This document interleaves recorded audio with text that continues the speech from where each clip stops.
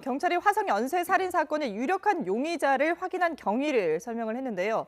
이 피해 건수 10건 가운데 3건의 증거품에서 나온 DNA와 용의자의 DNA가 일치하다라고 밝혔습니다. 자세한 수사 내용 취재기자 연결해서 알아보겠습니다. 송재인 기자. 네, 사회부입니다. 예. 자, 비록 공소시효는 만료됐습니다만 33년 만에 최악의 미제 사건의 실마리가 풀렸다고 봐야겠죠? 네, 그렇습니다. 조금 전 경기 남부지방경찰청 미제 사건 수사팀은 화성 연쇄살인 사건과 관련해 브리핑을 진행했습니다. 브리핑에서는 용의자를 확인한 수사 과정과 향후 수사 계획을 간략히 발표했는데요. 먼저 용의자를 특정한 경위입니다. 경찰은 2006년 4월 2일 공소시효가 만료됐지만 이후에도 진실을 밝혀내겠다는 의지를 갖고 당시 수사 기록과 증거물을 보관했는데요.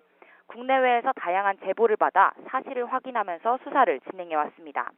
올해부터는 경기 남부지방청에서 미제 사건 수사체제를 구축해 일선 경찰서에 있는 주요 미제 사건을 지방청 차원에서 총괄하면서 집중 재검토해왔는데요. 특히 DNA 분석 기술이 발달한 게 핵심입니다.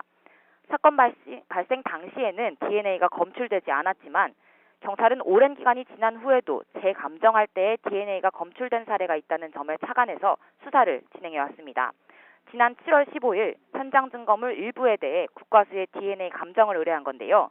이 국과수 DNA 감정 결과 현재까지 3건, 그러니까 10건의 피해 사례 가운데 3건의 증거품에서 검출된 DNA와 일치하는 대상자가 있다는 통보를 받았습니다. 이게 바로 유력한 용의자로 특정된 56살 이모 씨인데요.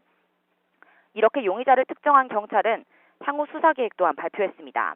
경찰은 경기 남부지방청 2부장을 수사본부장으로 하고 미제 사건 수사팀, 광역수사대, 피해자 보호팀 등 57명으로 된 수사본부를 편성했습니다. 앞으로도 국과수와 긴밀히 협조해 DNA 감정을 지속적으로 진행할 예정인데요. 수사 기록을 정밀 분석하고 사건 관계자나 당시 수사팀 관계자 등에 대한 조사를 통해 수사를 이어갈 방침입니다. 이를 통해 대상자와 화성 연쇄살인 사건과의 관련성을 밝혀낼 예정인데요. 경찰이 특정한 용의자가 진짜 진범인지 밝혀내겠다는 뜻입니다.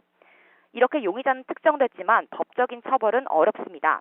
공소시효 15년이 지났기 때문입니다. 경찰은 보다 구체적인 수사 내용을 현재 백브리핑을 통해 발표하고 있습니다.